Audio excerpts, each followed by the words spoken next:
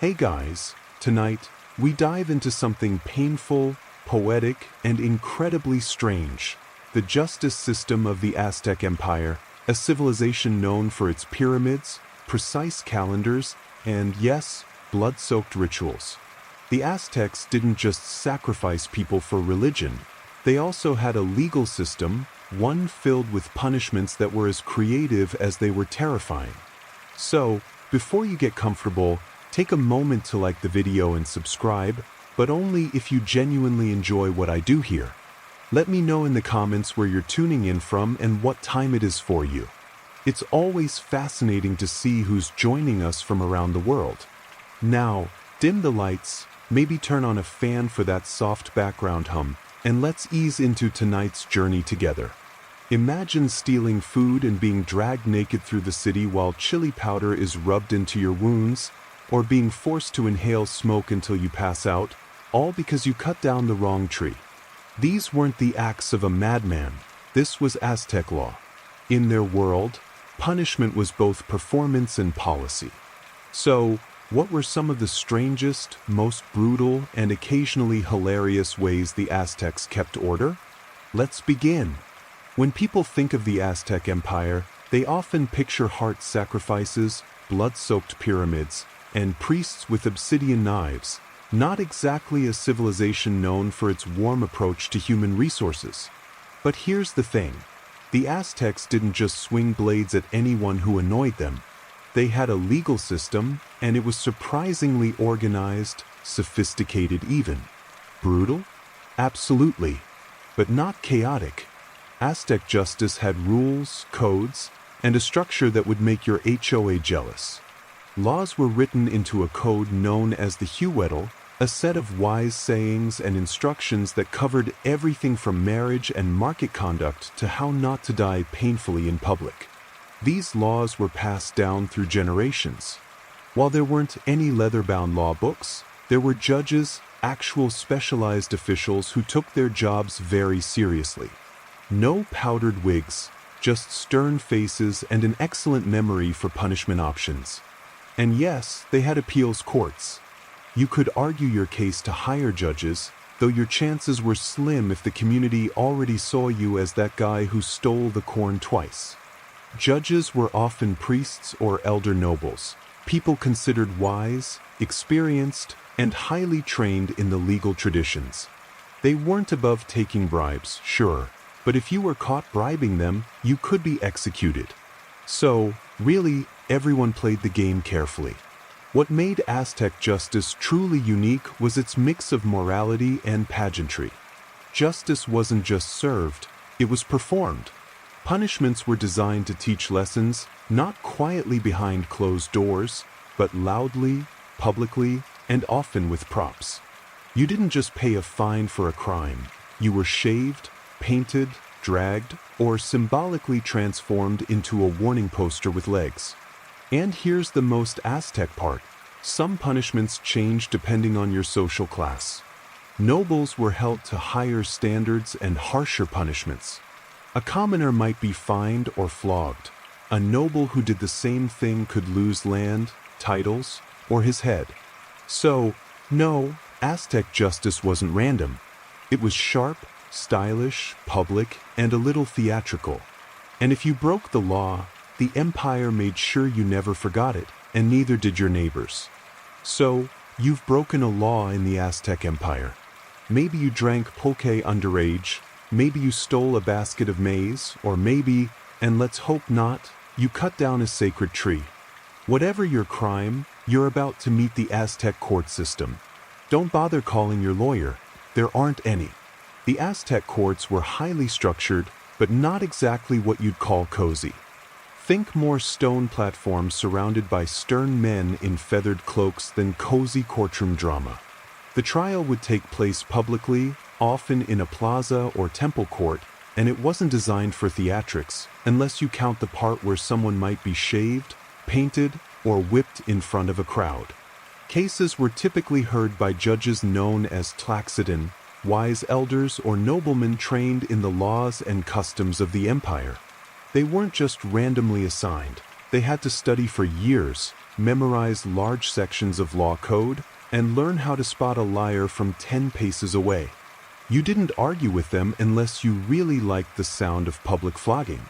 The accused could defend themselves, and sometimes a family member or elder might speak on their behalf. But let's be honest, unless you were incredibly persuasive or very, very lucky, things probably weren't leaning in your favor. There were witnesses, evidence, and even multiple courts, including a high court and an emperor-level appeal. Yes, you could take your case all the way to the top, but the journey there was rough. And if the emperor decided you were guilty, well, let's just say there wouldn't be much paperwork afterward. One thing you'll notice quickly, the Aztecs didn't believe in dragging things out. No long trials, no years of debate. Judgments came fast, and punishment often came the same day. That's efficiency, terrifying, skin-peeling efficiency. Also, no jails. Aztec society didn't warehouse criminals. You were either fined, humiliated, enslaved, or executed, and sometimes all four. But you were never forgotten. Aztec courts weren't about legal rights or clever technicalities.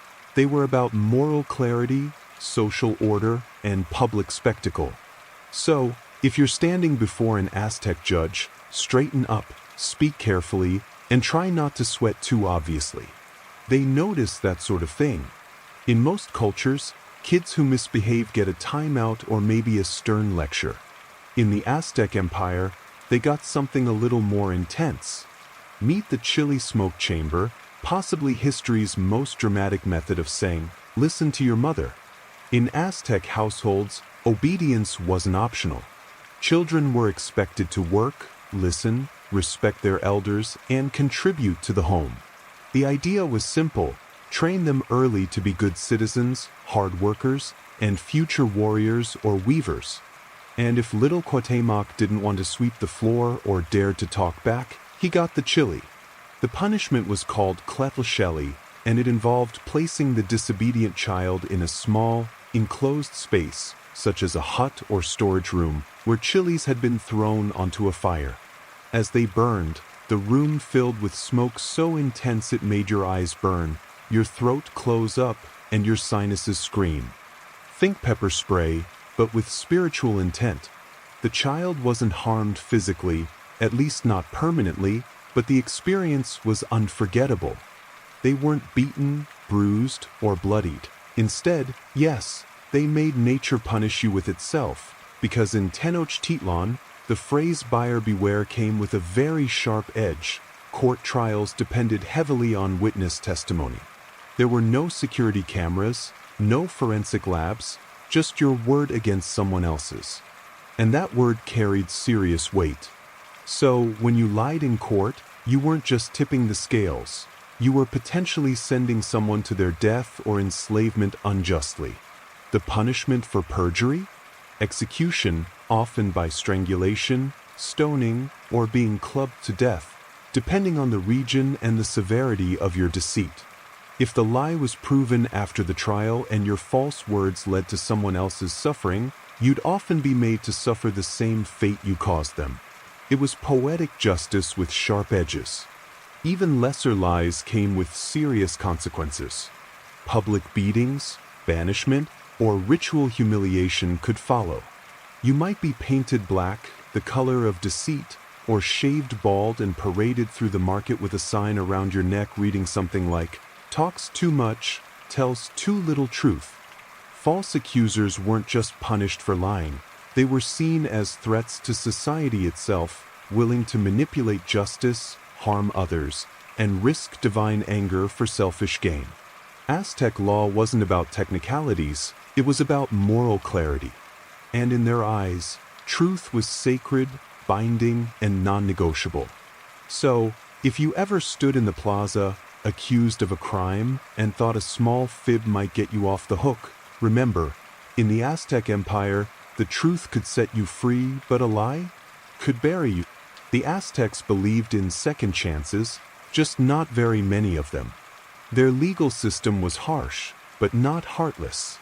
A first offense might earn you a warning, a fine, or a good public flogging to help you remember the lesson. A second time, and you'd face something more intense, maybe public humiliation, servitude, or the loss of your possessions. But a third offense? That's when things got serious. Like ritual execution serious. To the Aztecs, repeated crimes weren't just a nuisance. They were proof that you had refused to live in balance. And balance, in the Aztec worldview, was everything. The crops grew because society worked. The sun rose because people obeyed their roles. So, when someone broke the law again and again, they weren't just annoying. They were a threat to cosmic order. Let's say you were a thief.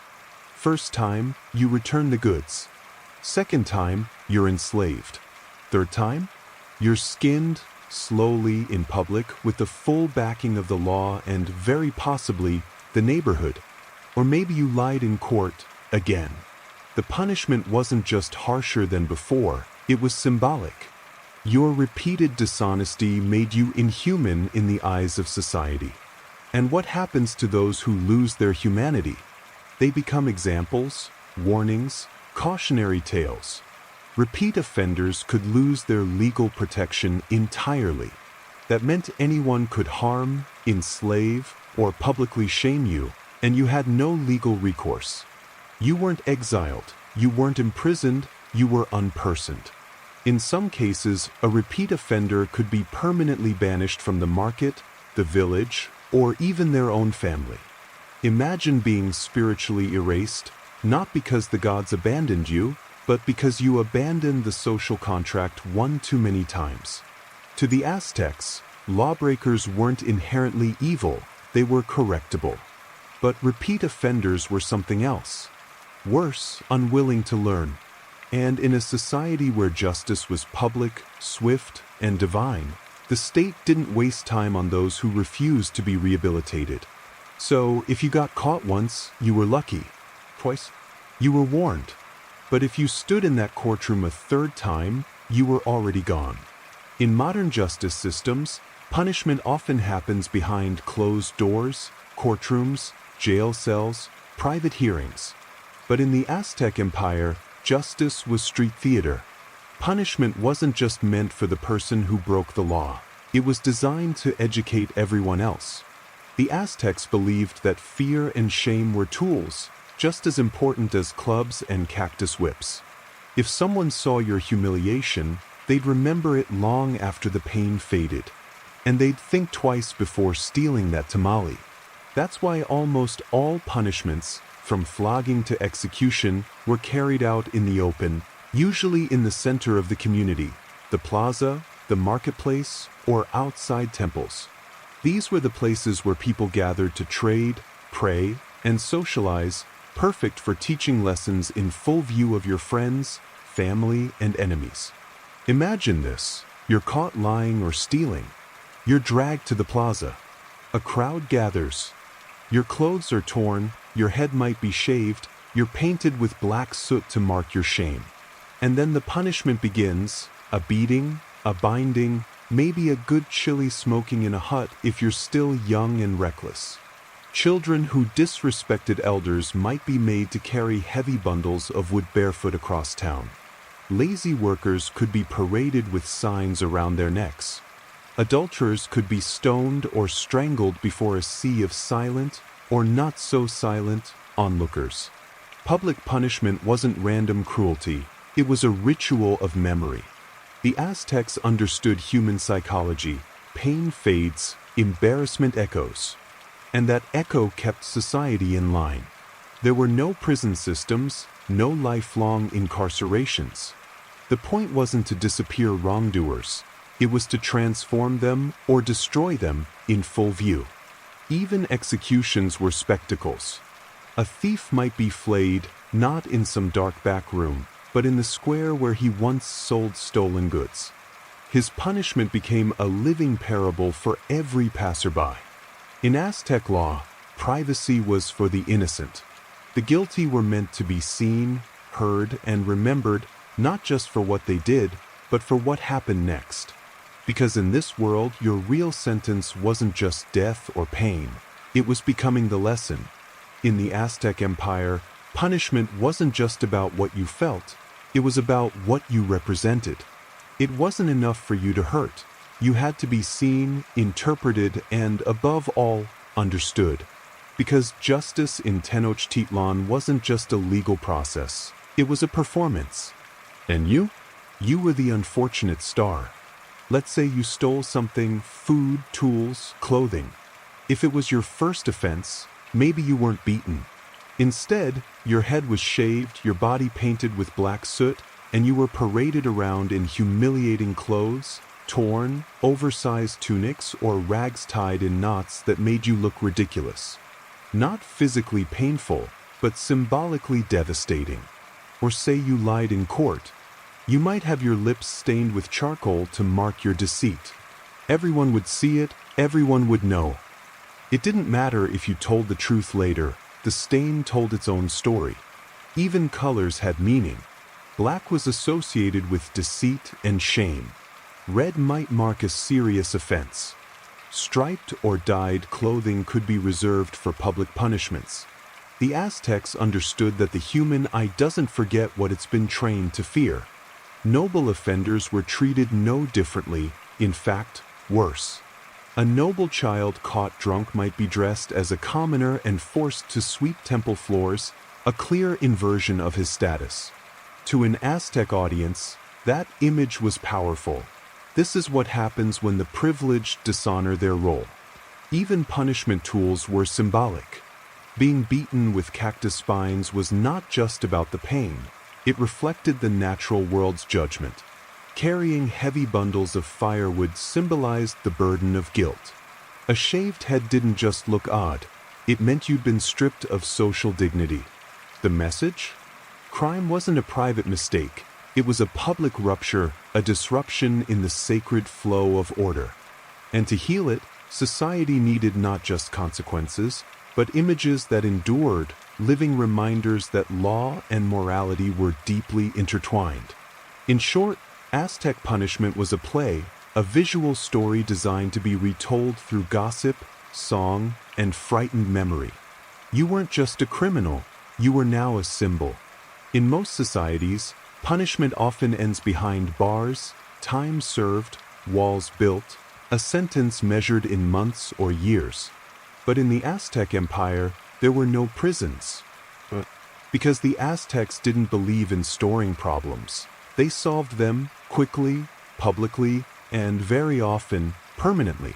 To the Aztec mind, punishment wasn't about removing someone from society, it was about returning them to order or removing them from the world altogether. There was no need to feed a prisoner, build a jail, or fund a guard system. Time wasn't the consequence. Shame, pain, or death was. If you stole, you might be enslaved and forced to work off your crime. But you didn't disappear. You remained in society as a cautionary example. If you lied, you wore the symbols of deceit on your body. If you committed a serious offense, the punishment came swiftly, with the community watching and the gods invoked. And if you couldn't be corrected, if you were a repeat offender, a danger to others, or simply defiant, then your story ended, not behind a door with iron bars, but in the marketplace, the plaza, or the temple steps, with no need for parole. Even noble prisoners, such as captured enemy rulers or high-ranking criminals, weren't jailed. They were housed temporarily in ritual captivity, treated according to status, until their scheduled execution or sacrifice. Their time wasn't served, it was counted down. There were, however, small holding rooms, not prisons, but places to detain someone briefly before their punishment. These were sparse, guarded by warriors, and not used for rehabilitation. You weren't sent there to change, you were sent there to wait. This system worked because Aztec law relied on immediacy and visibility. Delayed punishment weakened its impact. Invisible punishment, like imprisonment, robbed society of the lesson. And in Aztec eyes, the lesson was the most important part. So, while other civilizations built towers to hide their criminals, the Aztecs built rituals to remind you, break the order, And the consequences will be swift, public, and unforgettable. Because in this empire, they didn't need bars, they had balance.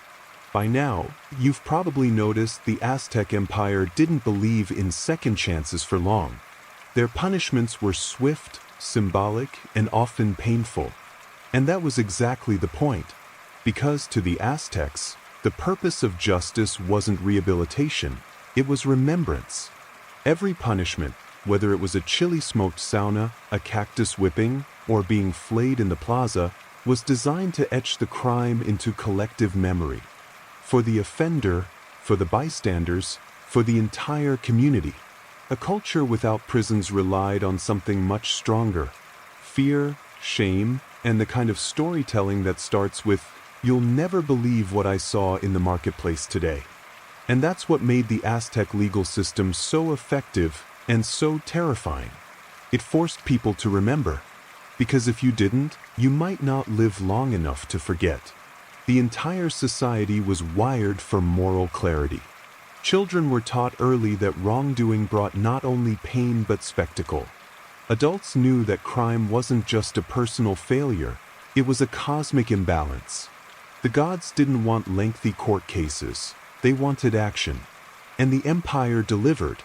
But here's the twist: for all its brutality, the system worked, at least for them.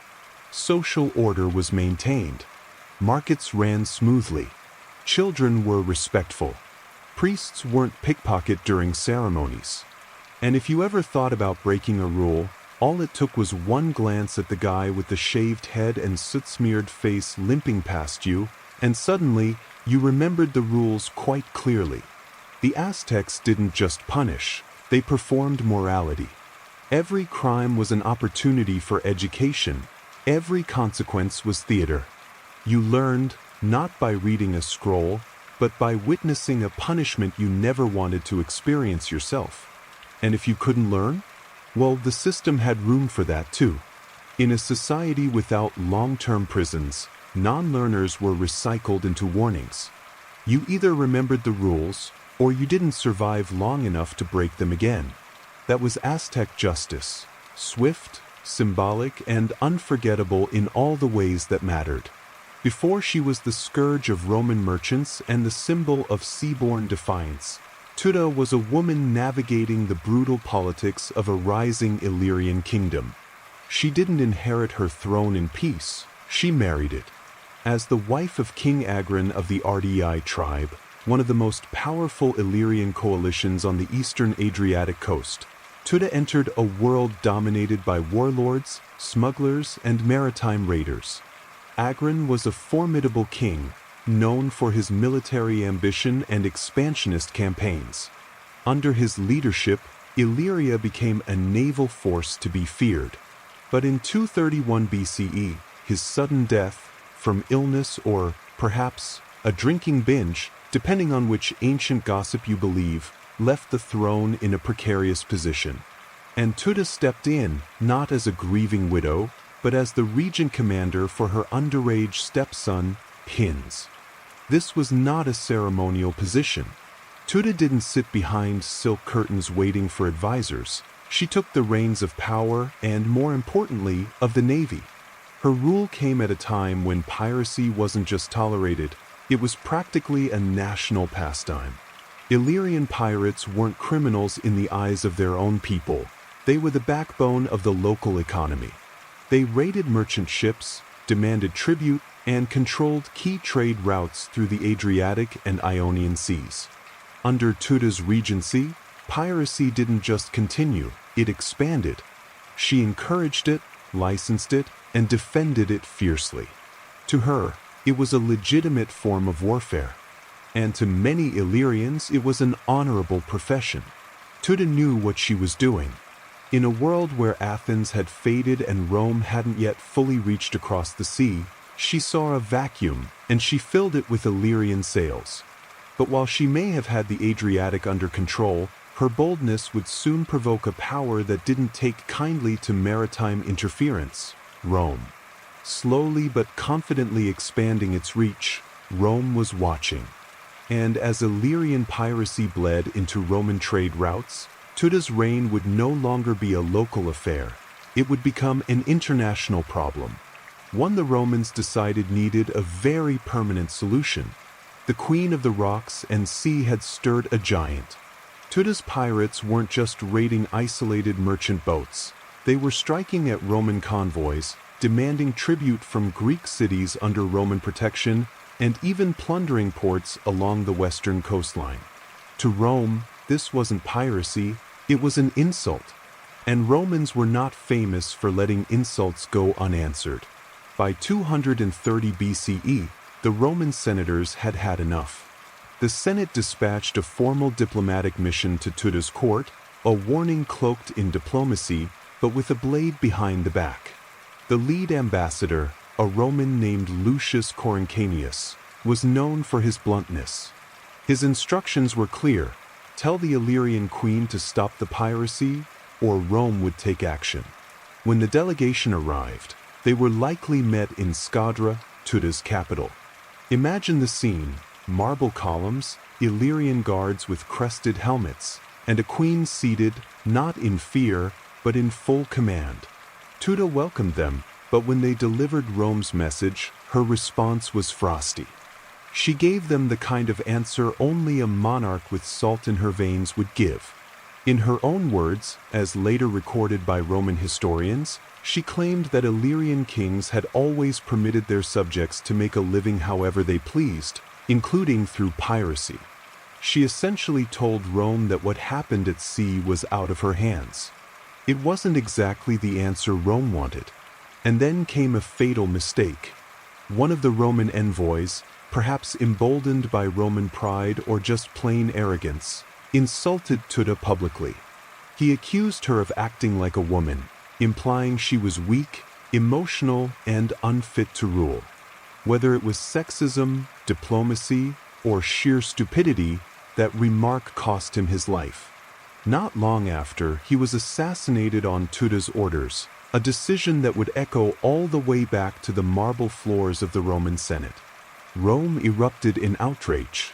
Killing a Roman envoy was more than a diplomatic breach, it was an act of war.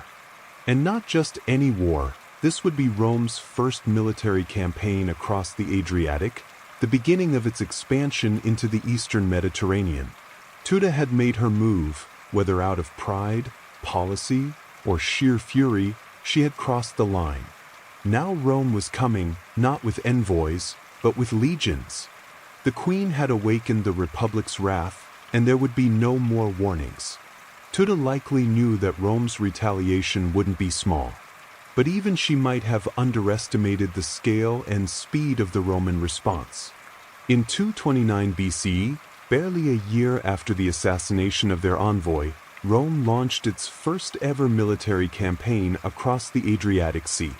It was swift, organized, and chillingly efficient. 2 consuls were dispatched with over 200 ships, a fleet that dwarfed anything Illyria had seen before. This wasn't a typical raid or a border skirmish. It was a full-scale invasion. Tuda, still ruling as regent and supreme commander of the navy, prepared her forces as best she could. But Illyria, for all its maritime skill and fierce warriors, was a patchwork of tribes. Rome was a machine. The Romans didn't waste time.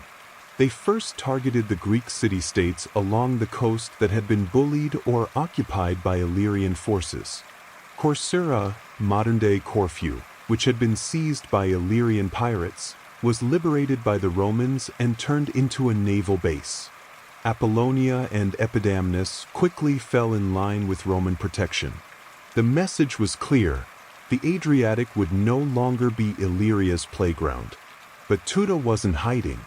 She sent her fleet out to defend the coasts, and Illyrian pirates continued to strike where they could. Yet the tide was shifting. For every raid they launched, the Romans captured a stronghold. The Roman navy, though new to the eastern waters, was learning fast. And they were ruthless. As Rome advanced, more Illyrian allies began to surrender. Cities that once looked to Tuda for leadership now opened their gates to Rome, hoping for leniency. The loyalty she once inspired as the pirate queen began to fray, especially as Roman soldiers advanced inland, forcing a choice: stand with a besieged queen or survive. By the end of the year, Roman troops were within striking distance of Scadra, Tuda's capital. What had started as a defiant act, a queen protecting her people's way of life, was rapidly becoming a siege. Tuda now faced a decision no monarch ever wants to make: fight until the bitter end and risk annihilation, or bow to a foreign power. The queen who had ruled the waves now found herself surrounded by enemy sails. Her fate and Illyria's hung in the balance. With Roman forces closing in on Scadra and her allies collapsing one by one, Tuda's once mighty influence began to shrink like a receding tide. Her network of coastal strongholds, vital for resupplying ships and launching raids, was crumbling under Roman pressure. The Adriatic Sea, once an Illyrian dominion, now bristled with Roman warships. The Queen of the Sea had lost her sea. But Tuda was no fool. She may have ruled with defiance, but she knew when to bend, especially when survival was on the line. In 228 BCE, facing overwhelming odds, she did what no one expected the proud pirate queen to do. She sued for peace. The negotiations were humiliating by design. Rome wanted to make an example of her.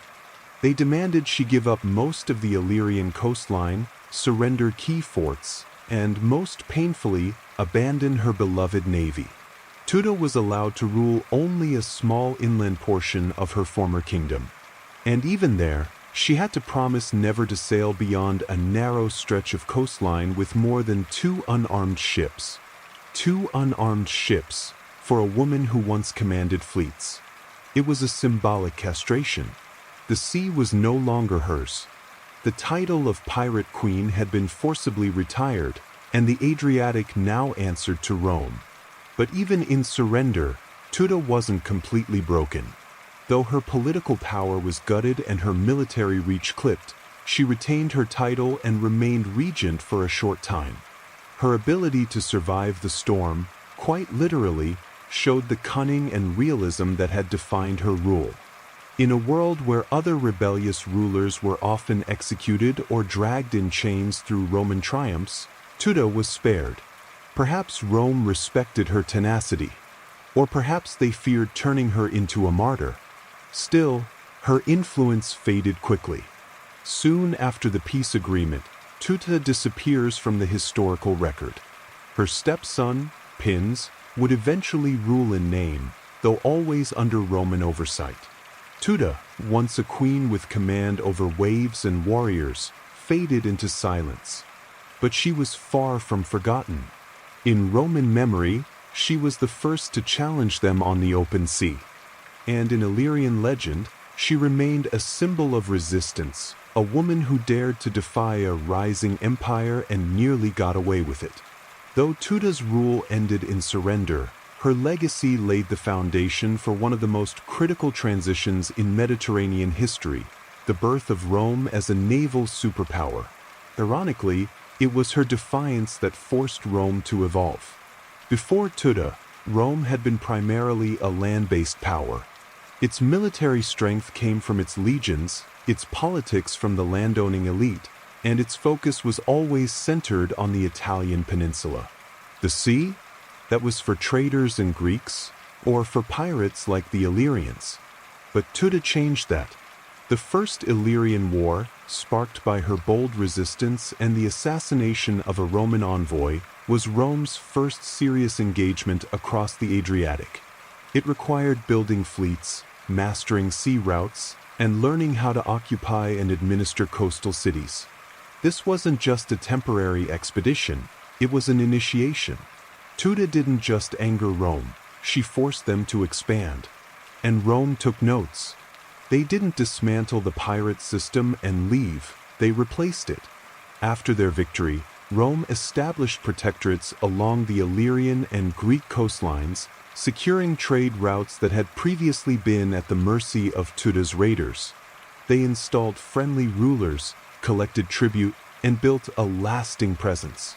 The Adriatic, once Illyrian blue, now shimmered with Roman sails. It's easy to overlook the significance of this, but without Tuda, without the crisis she caused, Rome might never have become a naval empire so early.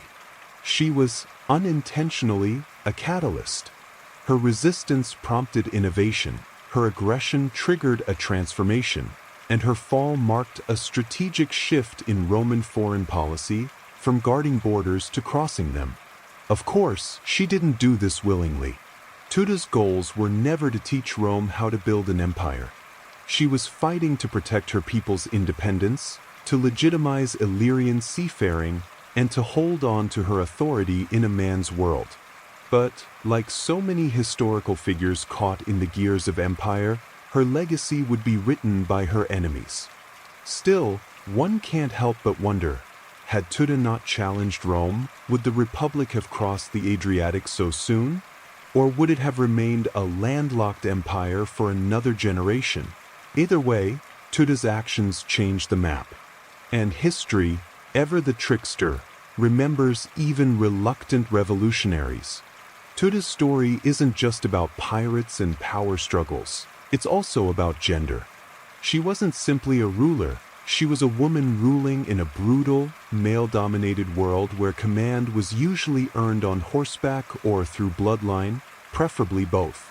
And yet, here was Tuda, commanding fleets, making diplomatic decisions, executing envoys, and triggering international wars. The ancient world wasn't kind to female leaders. When women ruled, chroniclers, especially Roman and Greek, often resorted to caricature. Cleopatra was seductive, Boudica was wild, and Tuda? She was dangerous and irrational, at least according to Roman historians. Take Polybius, for example. He describes Tuda as a woman with the natural weakness of the sex. That line alone tells you what she was up against. Roman writers simply couldn't accept that a woman had provoked their republic into war and then held her ground for more than a year. So, they chalked it up to female emotion, not political savvy. But let's cut through the ancient propaganda. Tuda didn't rise to power by seduction or scandal. She did it through strategy and survival. She inherited a fragile throne after her husband's death and managed to maintain it in the middle of political chaos. She didn't inherit peace. She inherited piracy, tribal rivalries, and hostile neighbors. And she wielded those elements like weapons. Was she ruthless? Probably. But so were most rulers of the time. Her execution of the Roman envoy wasn't an act of hysteria. It was a calculated, if risky, political message. She was defending Illyrian sovereignty the only way she knew how, by force. And consider this, Tuda wasn't overthrown by her people. She wasn't betrayed in a coup or murdered in palace intrigue. She lost because Rome had overwhelming force. That's it. Her people didn't rise against her. In fact, some of her followers resisted Rome long after she surrendered. Tuda's reign, short as it was, carved her name into a world that rarely made room for women in power. She stood toe-to-toe with the mightiest republic of the time and forced them to take her seriously, even if their historians tried to write her off. She was a queen in war, a ruler in crisis, and a woman who made the ancient world nervous. Though her reign ended in a humbled peace, Tuda's story refused to vanish beneath the waves. Centuries after her last ship was grounded and her voice fell silent, legends still whispered her name along the Adriatic coast. In Illyria, her image transformed from that of a defeated regent into something far more enduring, a symbol of national pride, resistance, and feminine authority. In Albanian folklore, especially, Tuda became more than a queen. She was the defiant matriarch of a people standing alone against the rising tide of foreign domination. Her name was passed down, not through dusty treaties, but in the oral histories of shepherds and sailors. Statues of her now stand in modern Albania and Montenegro, bronze reminders that some rulers outlived their empires. And what an empire it was! Illyria may never have rivaled Rome in size or infrastructure, but under Tuda's leadership, it held dominion over key sea lanes and coastal cities. She ruled during one of the last periods when Illyrian identity remained politically independent. After her fall, Rome began a slow, relentless assimilation of Illyrian culture, language, and governance. Tuda's surrender marked not just the end of a war, it marked the beginning of the end for Illyrian sovereignty. But while Rome buried her kingdom under provinces and prefectures, Tuda's memory survived. Her reign, brief though it was, became a rallying point for future generations seeking inspiration. In the 19th and 20th centuries, as Balkan nationalism surged and countries like Albania began to forge new identities from ancient roots, Tuda was revived, not as a tragic figure, but as a hero. Textbooks praised her courage, streets and schools bore her name. She wasn't just a queen anymore, she was an ancestor of defiance.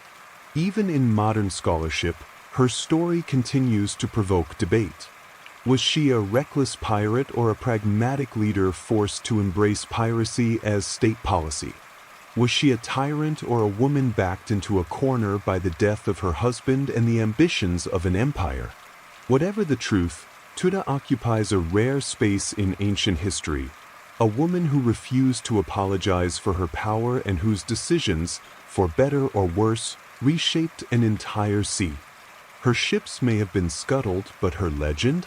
It still sails. Over time, Tuda's historical reality blurred into something mythic, a figure half-draped in truth, half-draped in legend. And it's easy to see why. A queen ruling a coastal kingdom, commanding pirates, defying Rome, and vanishing from history without a clear end, that's the stuff legends are made of. In coastal towns like Kotar and Ulsanj, stories are still told of a queen who once ruled from a towering castle by the sea. Locals will point to crumbling ruins and say, that was Tuda's stronghold, even when archaeology offers little proof. She is said to have thrown herself from cliffs to avoid Roman capture, to have hidden treasure in secret island caves, and to have cursed the waters that betrayed her. None of it can be confirmed, but none of it has ever really needed to. Because Tuda wasn't just a person anymore, she became a symbol. And symbols are immune to conquest. Even the sea seems to echo with her presence. The name Queen Tuda is engraved on modern cruise ships, hotels, and cultural festivals. Writers in the Romantic era painted her as a tragic heroine, while modern feminists in the Balkans praise her as an early icon of female leadership. Albania, in particular, has embraced her fully. Statues of Tuda, often depicted with windswept hair and a sword at her side, now grace public squares. Schoolchildren learn her name alongside Skanderbegs. And yet, the real Tuda, the woman behind the myth, remains elusive. We don't know how she died. We don't know whether she ever regretted challenging Rome. We don't even know what she looked like. Her image was crafted by others, often her enemies, and later reshaped by those who needed her as a legend. But maybe that's the mark of true influence, when your story refuses to obey history books. Tuda may have ruled for just a handful of years, but her shadow stretches centuries. She lives on in poems, place names, and whispered tales across the Adriatic coast. The Roman Empire that once tried to erase her is gone, reduced to ruins and textbooks. But Tuda? She still sails in memory. The pirate queen became something greater, immortal. Today, Tuda's name resonates far beyond the annals of ancient history. Her story has been adopted, adapted, and echoed in ways she could never have imagined, not just as a historical curiosity, but as a cultural and national icon. In Albania, Montenegro, and across the Western Balkans, she represents something vital, the fierce independence of a people who refuse to be swallowed by empires. Her story speaks loudly in a region that has known centuries of occupation, division, and struggle. For Albanians, especially, Tuda has become more than a queen. she's a symbol of national identity. Her legacy has been woven into the cultural revival movements of the 19th and 20th centuries, fueling resistance to foreign domination and inspiring pride in a pre-Roman Illyrian heritage. In a world where borders have shifted countless times, where languages and loyalties have blurred, Tuda is a constant, rooted in stone, salt, and defiance. Her name is found everywhere, from naval vessels and passenger ferries to sports teams, businesses, and even a women's football club. Schools teach her as a national hero. Statues of Tuda, sword in hand and gaze set on the horizon, overlook harbors once dominated by her fleet. She has become the Adriatic's eternal guardian, a queen not just of the past, but of the cultural present. Her relevance doesn't stop at borders. In the broader conversation about women in leadership, Tuda has become an ancient case study. Her story offers a rare glimpse into female command in a time and place where that was almost unheard of. She challenges modern assumptions about gender and power in the ancient world. Her name is now cited alongside Cleopatra, Boudica, and Zenobia, women who dared to govern in a man's world and left an empire trembling in their wake. And perhaps that's the most remarkable part, that a woman so poorly documented by her contemporaries, remembered mostly through the insults of Roman writers, now stands tall as a figure of empowerment, sovereignty, and bold resistance. Tuda ruled for only a few stormy years, but her name has weathered centuries. And in every port that still remembers her, every story whispered to a child about the queen who defied Rome, Tuda sails on, not in warships, but in memory. The sea was her kingdom, and the story, her lasting throne. In 1803, the United States pulled off one of the most astonishing real estate deals in history. With the stroke of a pen and the exchange of $15 million, President Thomas Jefferson bought a colossal piece of land from France, the Louisiana Territory. This wasn't a few acres outside New Orleans. This was over 800,000 square miles of uncharted wilderness, stretching from the Mississippi River all the way to the Rocky Mountains and beyond. Jefferson was thrilled. The land would ensure room for westward expansion and secure control over vital trade routes. But there was one small problem. Nobody really knew what was out there. Maps were vague. Rumors swirled about giant mountains, woolly mammoths, a mythical northwest passage to Asia, and river systems that could either carry you to the Pacific or nowhere at all. Jefferson needed answers, and fast. He wanted to turn that blank map into something tangible, something real. So he devised a plan: send a small, elite team west to explore the new territory, chart its geography, establish relations with native tribes, and, ideally, find a direct water route to the Pacific Ocean. For this unprecedented task, Jefferson turned to Meriwether Lewis, his personal secretary, a former Army captain, and someone with an insatiable curiosity for science and nature. Lewis, in turn, chose William Clark, an old friend, military veteran, and skilled outdoorsman, to co-lead the journey. The pair had different personalities. Lewis was introspective and intense, while Clark was steady, practical, and social. But together, they balanced each other perfectly. Their mission was to gather information, not to conquer. They were to take notes on everything: animals, plants, rivers, rocks, and languages. They were diplomats, naturalists, and explorers rolled into one. But let's be clear, this was not a stroll through the woods. The expedition would carry them through untamed rivers, dense forests, scorching plains, and snowy mountains. There were no supply stations, no GPS, no lifelines, just handwritten journals, iron determination, and the hope that the Pacific lay somewhere out there in the fog of the West. Thus, the stage was set. A young nation had bought a vast mystery, and two men were about to step into it, armed with nothing but their courage and a mandate from the president. Before they could step into the wilderness, Lewis and Clark needed a team, and not just any band of travelers. They needed men who could row upstream for weeks, hunt their own food, repair broken equipment, fight if needed, and get along in close quarters with no privacy for years. In short, men tough enough to survive anything. This elite group would be known as the Corps of Discovery.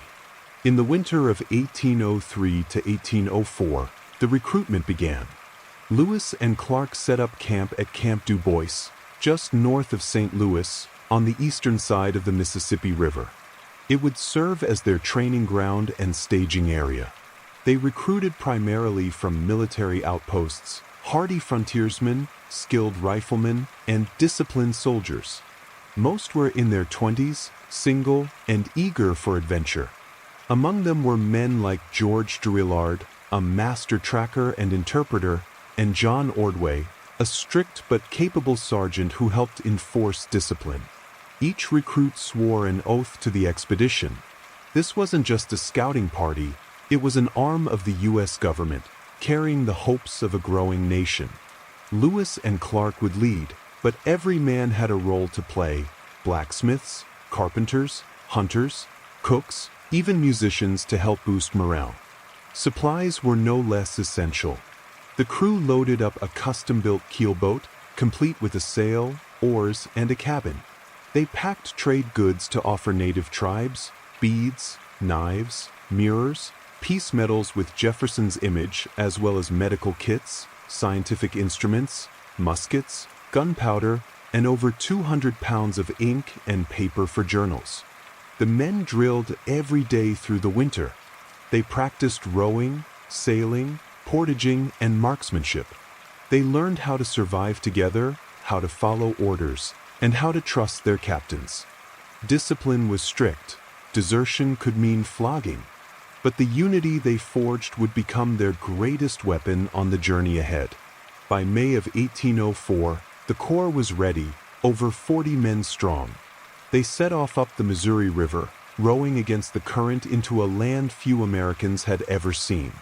It was the beginning of a journey that would take them over mountains, through tribal nations, and all the way to the Pacific, or so they hoped. On May 14, 1804, the Corps of Discovery officially departed from Camp Du Bois and began rowing up the Missouri River, the longest river in North America. For the men on board, it was the start of something legendary, though they had no idea how long it would last or what they would face. The terrain ahead was uncharted, the maps were blank. Everything was guesswork. The first stretch of the expedition was grueling. The Missouri's strong current worked against them. Each day meant hours of backbreaking effort, pulling ropes from the riverbanks, pushing poles into the riverbed, or hoisting sails when the wind cooperated. There were sandbars, submerged logs, swarms of mosquitoes, and sweltering summer heat. But even in those early days, Lewis and Clark made it clear that this was not just a voyage. It was a scientific expedition. Every evening, they meticulously recorded observations: plant species, animal behaviors, weather patterns, and river conditions. They sketched maps and measured distances with chains and sextants.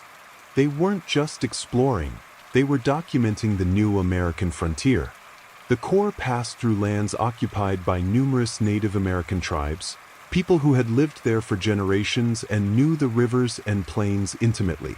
The expedition's first major interaction came with the Oto and Missouri tribes near present-day Nebraska.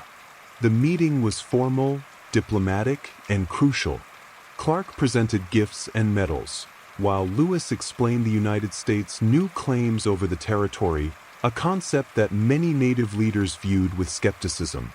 Still, diplomacy prevailed for now. The Corps pressed on. Wildlife became both a marvel and a threat. Grizzly bears, previously unknown to the Americans, proved far more aggressive than anticipated.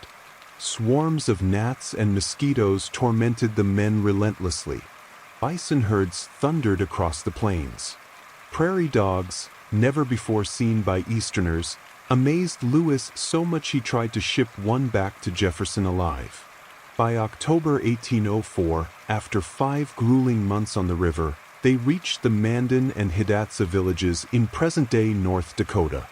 There, as snow began to fall and the Missouri iced over, the Corps built Fort Mandan and prepared to spend the winter among the tribes.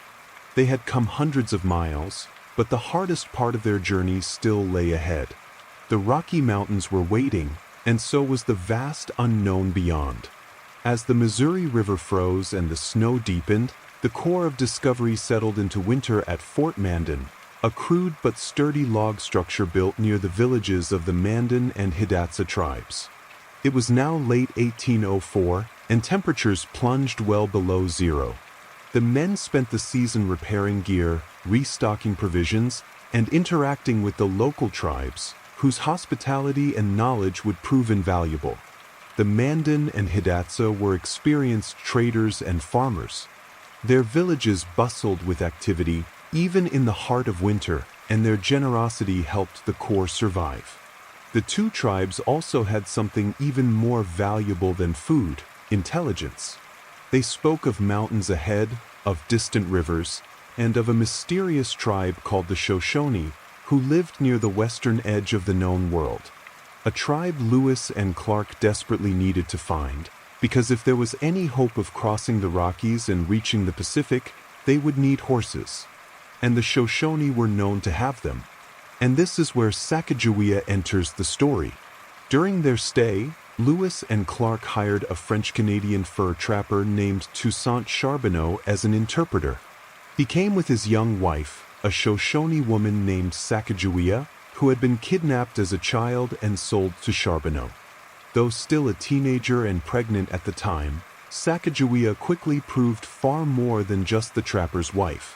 In February 1805, she gave birth to a son, Jean-Baptiste, nicknamed Pomp by Clark. And just 2 months later, with her infant slung on her back, Sacagawea set off with the Corps as they resumed their westward journey. Her presence transformed the expedition. First, she was an interpreter able to communicate with Shoshone bands they would later encounter. Second, she knew some of the terrain ahead. And third, perhaps most importantly, she was a symbol. A woman carrying a baby signaled peace to the tribes they met along the way. War parties didn't bring families. The Corps of Discovery left Fort Mandan in April 1805 with stronger supplies, better maps, and a new hope. Ahead lay roaring rivers, towering mountains, and challenges none of them had faced before. But now they had Sacagawea, a quiet force who would shape the fate of their mission. As the Corps of Discovery pushed deeper into the continent in spring 1805, the Missouri River began to change. The once wide and muddy current narrowed, twisted through rocky valleys, and grew more turbulent. The land around them was no longer gentle prairie, it was rising, rugged, and wild. The expedition was entering the upper Missouri Basin, and the terrain was turning against them. They soon encountered one of their most daunting physical challenges: the Great Falls of the Missouri. Instead of the single waterfall Lewis had anticipated, they faced a series of 5, a 21-mile obstacle of rapids and cascades. The Corps had to carry boats and supplies across dry land in a brutal portage. It took over a month of exhausting labor. The men hauled tons of cargo across prickly pear cactus fields and swarms of biting insects, all while dragging hulking boats over rolling terrain with makeshift wheels. Despite the hardship, the portage was also a turning point. The falls confirmed that the expedition was on the right track. Native accounts had mentioned the falls, and reaching them proved that the fabled Northwest Passage, if it existed, might lie just beyond. But the river didn't lead them to an easy route west. Instead, it led them straight into the Rocky Mountains. By August 1805, the Corps had reached the 3 forks of the Missouri, where the river splits into the Jefferson, Madison, and Gallatin. They followed the Jefferson River, tracing Sacagawea's childhood memories in hopes of finding her people. Soon, they encountered a small group of Shoshone. And in an extraordinary twist of fate, the chief turned out to be Sacagawea's own brother, Kamiwait. The emotional reunion couldn't have come at a better time. Through Sacagawea and the newly gained trust of her tribe, the Corps secured horses and guides, essential for the next leg of the journey. The dream of a water route to the Pacific was fading, but with horses and Shoshone support, crossing the Rockies was now possible. The river had brought them far, but now it was the mountains that would test them, and the next few weeks would prove to be the most grueling of the entire expedition. With Shoshone horses now secured and the dream of a Northwest Passage by water officially dead, the Corps of Discovery faced their next and most grueling ordeal, crossing the Bitterroot Mountains, a snow-cloaked range in western Montana and Idaho that made the Rockies look merciful. This was not exploration anymore. This was survival. Guided by the Shoshone and later the Nez Perce, Lewis and Clark led their men into the high passes of the Bitterroots in September 1805, right as early snowstorms began to. The path was a nightmare, steep, narrow, and blanketed with snow.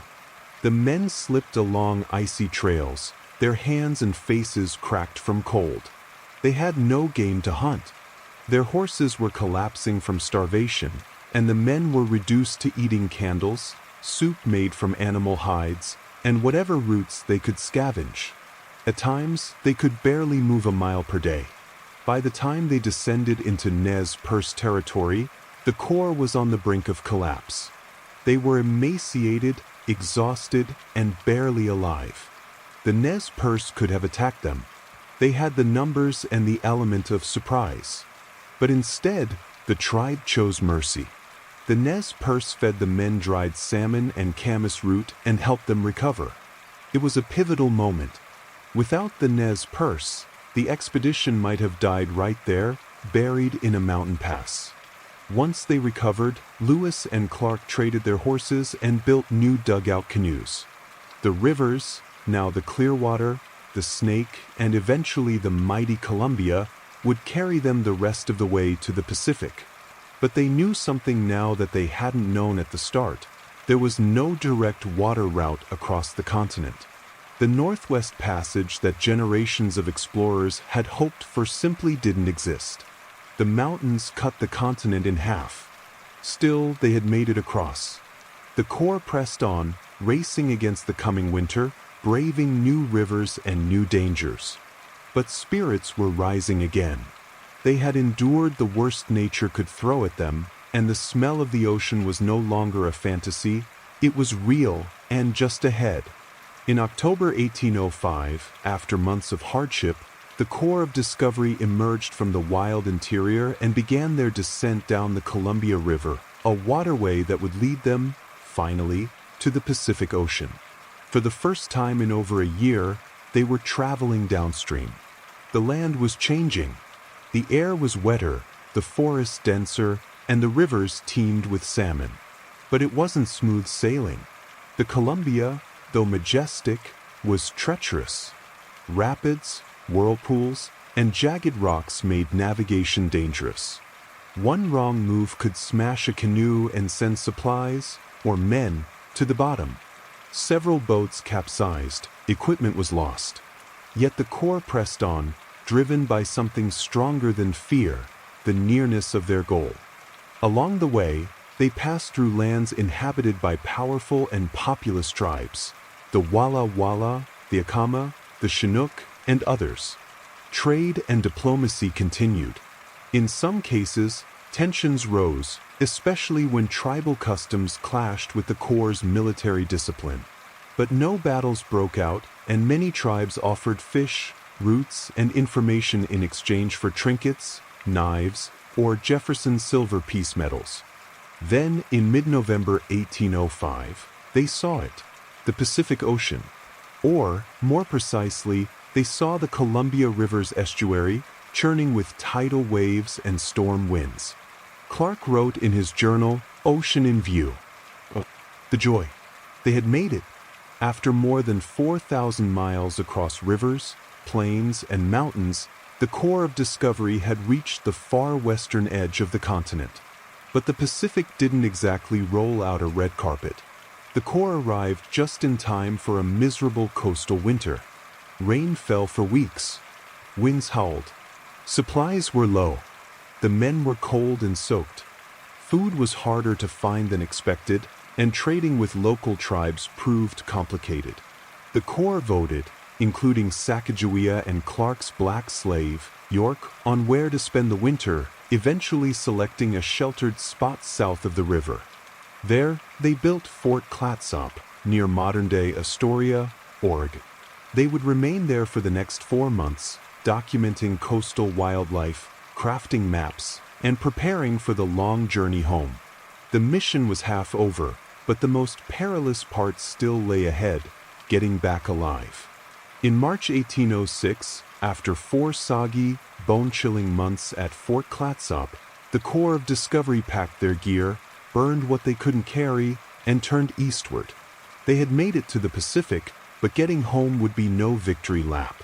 The return trip was every bit as challenging as the journey west. Their supplies were low, their clothes were worn to rags, and the spring rains turned trails to mud. Once again, they relied on the generosity of native tribes to survive, including the Clatsop, Nez Perce, and Walla Walla, trading what few items they had left for food, horses, and directions. Recrossing the Bitterroot Mountains was as miserable as the first time. Snow still covered the high passes and game was scarce. The men were thinner, hungrier, and more weathered, but more experienced too. What had once been blind guesswork was now guided instinct. After crossing the divide, Lewis and Clark split the Corps into 2 groups to explore more territory on the return. Lewis went north toward the Marias River, hoping to better define the northern boundary of the Louisiana Purchase. His group encountered hostile Blackfeet warriors, leading to the only violent conflict of the entire expedition. 2 young Blackfeet were killed in a skirmish after attempting to steal guns and horses. Clark's group, meanwhile, followed the Yellowstone River, carving new routes and naming landmarks, including the famous Pompey's Pillar, which still bears Clark's name etched into the rock. By late summer 1806, the 2 groups reunited near the Missouri River. Spirits were high. The land now seemed smaller. Landmarks once unfamiliar were now old friends. When they reached the settled edge of Missouri, news spread quickly. They had made it back alive. The Corps returned to St. Louis on September 23, 1806, greeted like heroes. They had been gone over 2 years. Many had assumed they were dead, but they returned with maps, journals, 178 new plant and animal species, and detailed information about dozens of native tribes. They had crossed the continent and, more importantly, proved it could be done. For a young nation still finding its identity, the return of Lewis and Clark wasn't just the end of a journey, it was the beginning of a frontier. The return of the Corps of Discovery marked the end of an epic journey, but also the beginning of its legacy. Lewis and Clark were hailed as national heroes. Their journals were praised. Their maps became the foundation of American westward expansion. They had not found a continuous water route to the Pacific, but what they brought back was far more valuable: a clear picture of the vast, rich, and complex American West. President Jefferson was thrilled. The expedition had fulfilled its mission and then some. The scientific specimens alone were astonishing. Plants, animals, fossils, even live animals like prairie dogs and magpies were sent to Washington. The detailed accounts of native nations, their customs, languages, and political structures became essential reading for future explorers and policymakers. But for Lewis and Clark, the story didn't end so cleanly. William Clark went on to a long public career. He became governor of the Missouri Territory and superintendent of Indian affairs. He raised Sacagawea's son, Jean-Baptiste, nicknamed Pomp, and continued to engage with native tribes throughout his life, sometimes as a friend, other times as an enforcer of U.S. expansion. Meriwether Lewis, however, struggled. Appointed governor of the Louisiana Territory, he was plagued by political conflict, debt, and declining mental health. Just 3 years after the expedition in 1809, Lewis died under mysterious circumstances, likely suicide, along the Natchez Trace in Tennessee. He was only 35. As for Sacagawea, her life after the expedition remains partly veiled in uncertainty. Records suggest she died young in 1812, though some oral traditions claim she lived much longer. What's clear is that her presence was essential. Without her, the Corps might never have made it through the Rockies or gained the trust of key tribes. Her strength, endurance, and quiet intelligence changed the fate of the expedition, even if the history books didn't always give her full credit. The Corps of Discovery reshaped how Americans saw their country. They showed that the continent was vast, interconnected, and already inhabited by diverse, sovereign nations. They opened a door that would soon flood with settlers, soldiers, and ambition. Lewis and Clark didn't just explore new land, they stood at the edge of something far larger, the future of the United States. And it would never be the same. Beneath the thundering footsteps of tourists and the humming life of Istanbul, there lies a world carved in silence, a world that once kept the Byzantine Empire alive, drop by drop. It's called the Basilica Cistern. And if you didn't know to look for it, you might never suspect that under the cobbled streets and clatter of modern life, an ancient cathedral of water still breathes.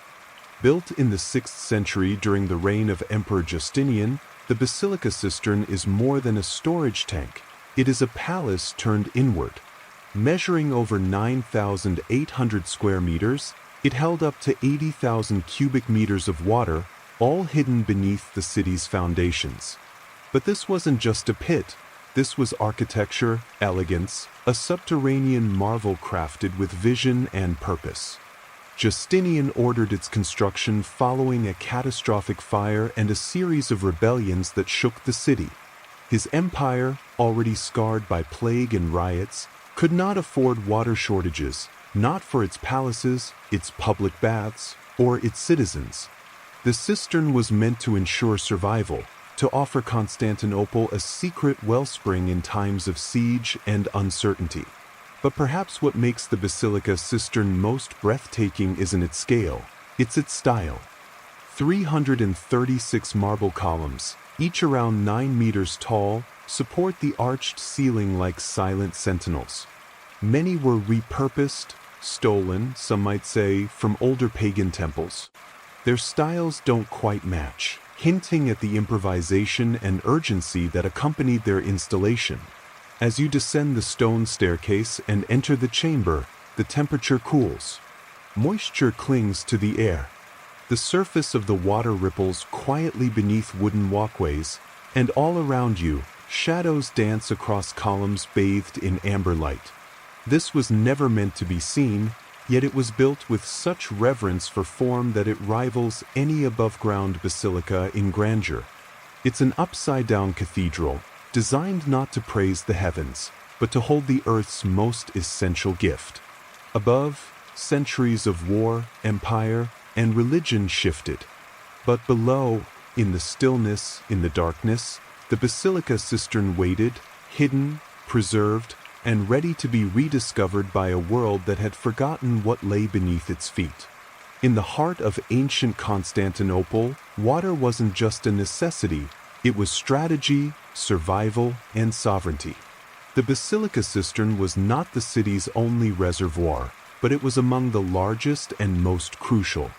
Designed to serve the great palace of Constantinople, it was fed by aqueducts stretching miles from distant springs in the Belgrade forest, including the monumental Valens Aqueduct. The city's population was enormous for its time, hundreds of thousands, all demanding fresh water, not just for drinking, but for public baths, fountains, and even imperial gardens. During times of peace, water flowed freely through the city's intricate systems. But Constantinople was a fortress as much as it was a metropolis, and siege was always a looming threat. The cistern's genius lay in its invisibility. While invaders could cut off aqueducts or poison external wells, They couldn't touch what they didn't know was there. Hidden beneath a nondescript building, once a basilica, hence the name, the cistern acted as a secret reservoir, supplying the palace complex and surrounding districts even when war battered the city's walls. Its construction was a feat of both engineering and manpower. Thousands of slaves, laborers, and artisans worked under imperial orders. Materials were recycled from across the empire, particularly from temples in Asia Minor. That's why, when walking through the columns, some are ornately fluted, others plain, and still others oddly mismatched. They were borrowed, repurposed, and given new life in the service of empire. Though its function was purely practical, its design is undeniably beautiful. Light filters down in golden shafts. The columns disappear into still, dark water. The silence is broken only by the gentle lapping of droplets falling from the ceiling. Visitors today describe it as otherworldly, haunting, elegant, like a cathedral built for ghosts. Over the centuries, as empires fell and others rose, the basilica cisterns slowly faded from public memory, covered over, forgotten, and eventually left off maps entirely. It became one of the city's hidden arteries, still holding water, still doing its job, long after its creators had turned to dust. Few places embody Constantinople's quiet genius better than this underground sea. It wasn't just architecture, it was defiance made of stone, water preserved beneath a burning, crumbling world. For centuries, the basilica cistern was forgotten, not destroyed, not ruined, simply hidden. As the Byzantine Empire crumbled and the Ottoman Empire rose, the city transformed.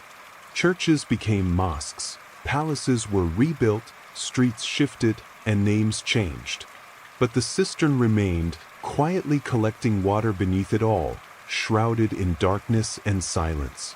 By the time the Ottomans conquered Constantinople in 1453, the cistern had already faded from collective memory. The Ottomans, brilliant architects themselves, had their own systems for water management. They rarely used the older Byzantine systems, considering them relics of another time. And so, the basilica cistern fell into obscurity, not demolished, just ignored. Yet, as is often the case with buried wonders, it couldn't stay hidden forever. Stories began to circulate. Locals in Istanbul's Sultanahmet district claimed they could draw up water and even catch fish by lowering buckets into holes in their basements. Some told of eerie echoes and voices coming from underground. Others swore their cellars stayed unnaturally cool even in the sweltering summer. Curiosity stirred. It wasn't until 1545, nearly 1,000 years after its construction, that the cistern was formally rediscovered. A scholar named Petrus Gilius, working on topographical studies of the ancient city, listened to local rumors and investigated. Entering a private home, he descended by torchlight into the darkness. And there it was, a vast, echoing chamber of water and stone, perfectly preserved beneath the earth. He described the space in awe, columns disappearing into the darkness, fish gliding through silent water, and the occasional faint ripple from above. His writings reintroduced the cistern to the world, and slowly, its legend resurfaced. Yet, even after its rediscovery, the cistern remained mostly neglected. Locals occasionally used it as a well or a fishery, but it wasn't restored, lit, or open to the public for centuries more. It remained the domain of shadows and whispers. It wasn't until the 20th century, with modern archaeology, tourism, and restoration, that the basilica cistern emerged once more as a wonder of Istanbul. But in that long sleep, sealed beneath a living city, it gathered something precious, mystique. And in that mystique, it became something more than a reservoir, it became a legend. Walking into the basilica cistern feels like stepping into a forgotten world, one where time hangs in the air like mist and every sound is swallowed by stone. The moment your foot hits the wooden walkway, You're surrounded by 336 marble columns, rising from dark water like a forest carved by forgotten hands. Each one stands nearly 9 meters tall, supporting the vaulted brick ceiling above, like ancient titans holding up the earth. But these columns weren't made for the cistern. They were recycled, pulled from abandoned temples, palaces, and forgotten ruins across the empire. Roman, Greek, and even pagan craftsmanship converged underground, making the cistern a kind of mosaic, not of color, but of cultures. Some columns are smooth and plain, others are ornately fluted, topped with Corinthian capitals. A few are chipped or asymmetrical, revealing their second-hand nature. It's as if each one carries its own forgotten story, divorced from its origin, reborn to hold water instead of gods. The ceiling, made of brick and mortar, forms a web of silent arches. The architecture is functional, yet awe-inspiring. The scale, almost spiritual. The air is cool, damp, and heavy with centuries. Light glimmers on the water's surface, reflecting the pillars and arches in shifting, hypnotic patterns. You can hear water drip from the ceiling, a gentle rhythm that echoes off stone and whispers into the cavern. Beneath the walkways, carp swim lazily through black water, descendants of those introduced long ago. They are the only living souls who've never left. There's a reverence here, not in the religious sense, but in the weight of time.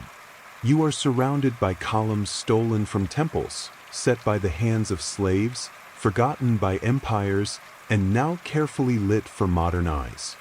The space is quiet, not because it must be, but because people instinctively fall silent, as if the cistern itself demands respect. This isn't just a ruin, it's a living memory of Roman grandeur, Byzantine pragmatism, Ottoman indifference, and modern wonder. The columns don't just hold the ceiling, they hold history. They hold silence. They hold the space between the ancient and the now. And they ask nothing of you except that you listen. Tucked away in the far northwest corner of the cistern, past rows of shadowed columns and flickering reflections, lie two of the most mysterious and iconic elements of the basilica cistern, the Medusa heads. These massive stone carvings serve as the bases of two columns, their origins unknown, their purpose debated, and their expressions forever frozen in stone. The first Medusa head lies on its side, supporting a column as though casually discarded. The second is even stranger, upside down, her serpent hair hanging downward into the dampness, her face eerily calm. No plaque explains them. No inscription reveals their source. They simply are. Where did they come from? Most scholars believe they were brought from a late Roman temple, possibly dedicated to the goddess Athena, and reused as convenient building material, another example of Justinian's empire repurposing its past.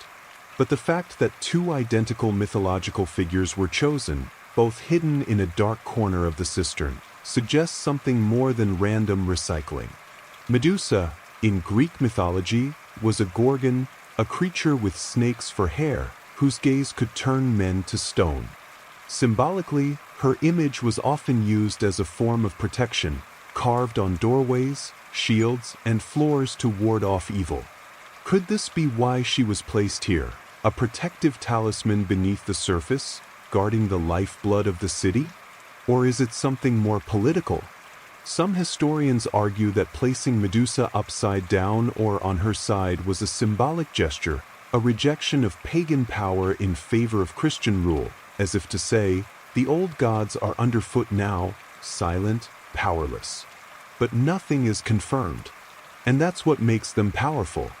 The dim lighting that falls on their faces, the sound of dripping water around them, and the way they rest under centuries of weight, it all creates a feeling that they are watching.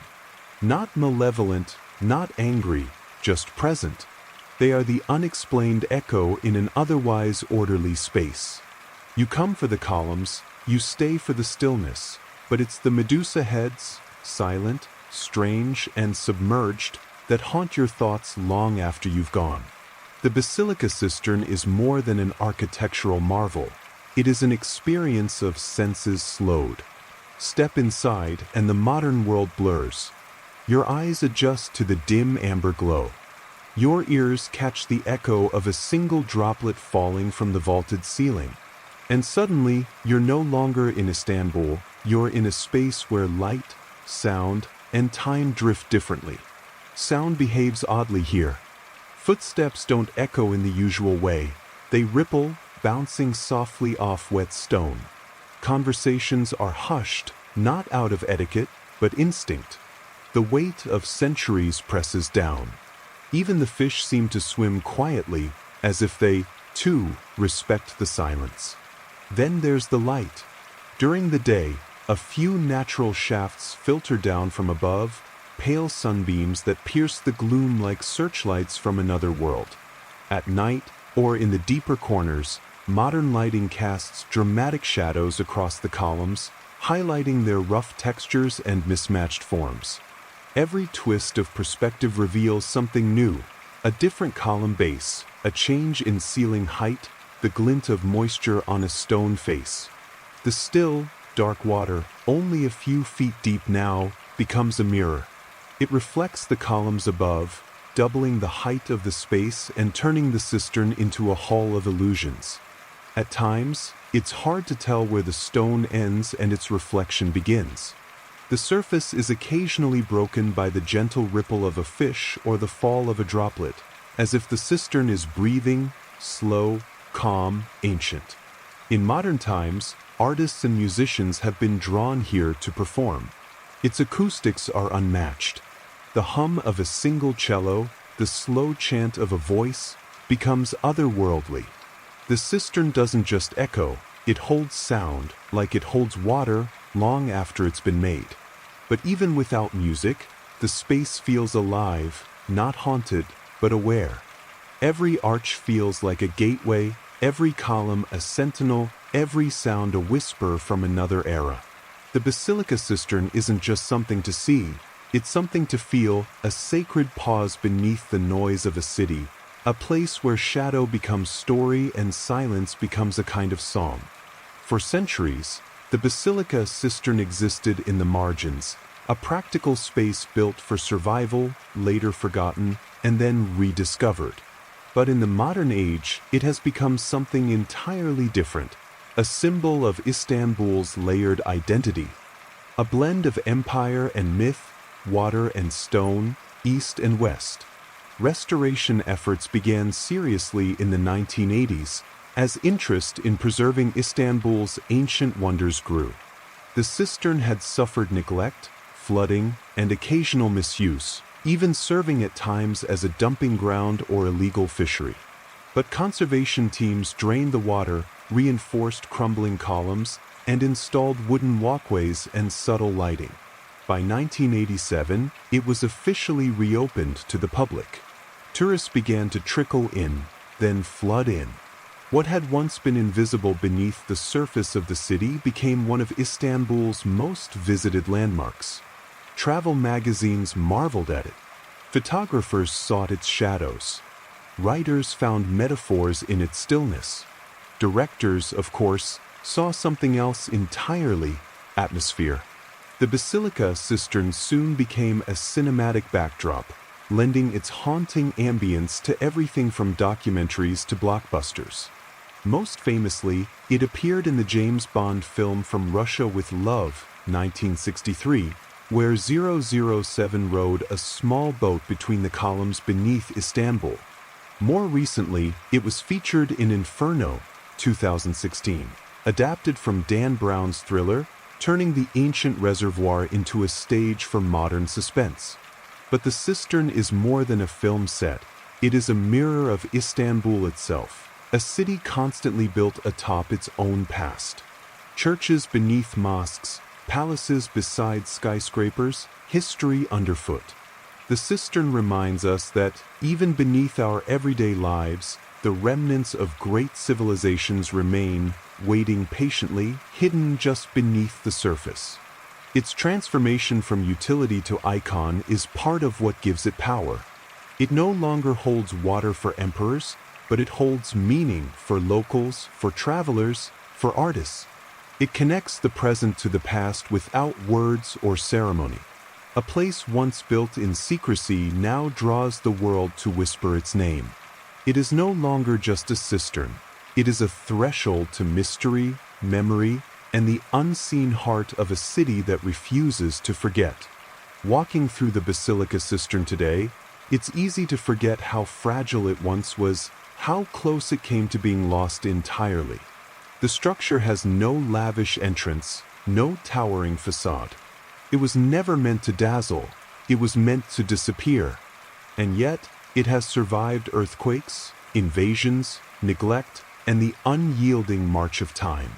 But survival doesn't happen by accident.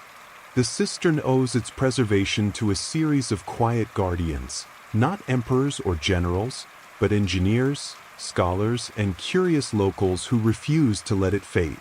During the Ottoman period, it was unofficially maintained by residents who accessed it through wells and cellars. They may not have known its full scale, but they valued what it offered: cold, clean water, and perhaps a sense of mystery beneath their homes.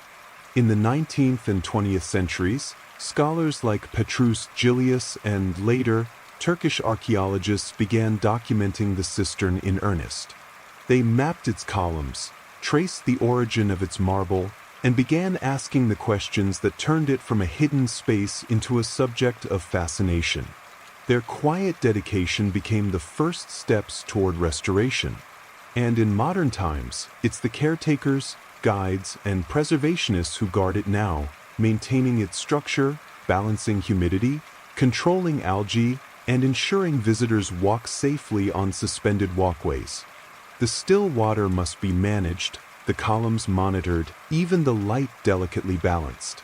Too much, and it shatters the mood. Too little, and the past slips back into shadow. It is also guarded by storytellers, those who share its history, who translate the silence into meaning. Every guide, every documentary, every quiet traveler who lingers a moment longer in front of the Medusa heads, they, too, become keepers of the cistern. And let's not forget the locals, Istanbulites who grew up hearing tales of fish in basement wells, of shadowy stone rooms beneath the city. For them, the cistern is not just a tourist site, it is a neighbor, a legend they've always known was just below the surface. So, while the empires above have fallen and the palaces they served are now museums, the Basilica Cistern endures, not because it demanded attention, but because generations refused to let it be forgotten. Not all guardians carry swords. Some carry flashlights, notebooks, or simply respect. The Basilica Cistern is more than stone and water. It is memory suspended in silence beneath the pulse of modern Istanbul. It remains untouched by the rush of taxis, the clang of tram bells, or the call to prayer ringing out above. Here, everything slows. You do not visit the cistern so much as descend into it, as if entering a dream whispered by the earth itself. Its true power lies in its stillness. Nothing here is loud, nothing insists. The columns don't shout, the arches don't boast, the Medusa heads don't explain themselves. And yet, everything speaks, softly, patiently, if you know how to listen. The water mirrors the ceiling mirrors time. You begin to wonder if the place is really underground or just outside the edge of reality. This isn't the kind of monument that celebrates conquest or faith. It doesn't have golden domes or mosaic saints. It simply endures. Its beauty is in how it refuses to vanish, how it turns the practical into the poetic. Built to hold water, it now holds wonder. Each visitor leaves with something different. For some, it's awe that a structure so ancient could still be so intact. For others, it's tranquility, a moment of escape from the chaos above. And for many, it's mystery. Why were the Medusa heads placed that way? Who shaped these columns? How many forgotten hands labored in silence to build this place that still breathes today? As the tour ends and you climb the steps back toward daylight, the spell doesn't quite break. You emerge into the sound of cars and footsteps, into sunshine and the smell of roasted chestnuts. But part of you stays behind. Part of you still hears the dripping water, still sees the flicker of gold light on ancient stone. The basilica cistern is not just a relic. It is a reminder that beneath every empire, every city, every story, there is something deeper, something older, something waiting in the dark. Still waters run deep, they say, and in the heart of Istanbul, they echo forever. So, we've just explored a legal system that was not only strict but also highly theatrical, the Aztec Empire's justice. Here, justice wasn't just served, it was performed publicly so everyone would remember and obey the law. From public punishments to rigorous discipline starting from childhood, the Aztecs built a society grounded in order and clear responsibility, where every person was accountable according to their place in the community. What we can learn is this: justice is more than laws. It's a tool to educate and maintain social balance. Sometimes, fairness, transparency, and severity are the keys to keeping peace and order in an empire. Thanks for watching. If you enjoyed this video, don't forget to like, share, and subscribe so we can uncover more mysterious stories from history together. See you in the next adventure.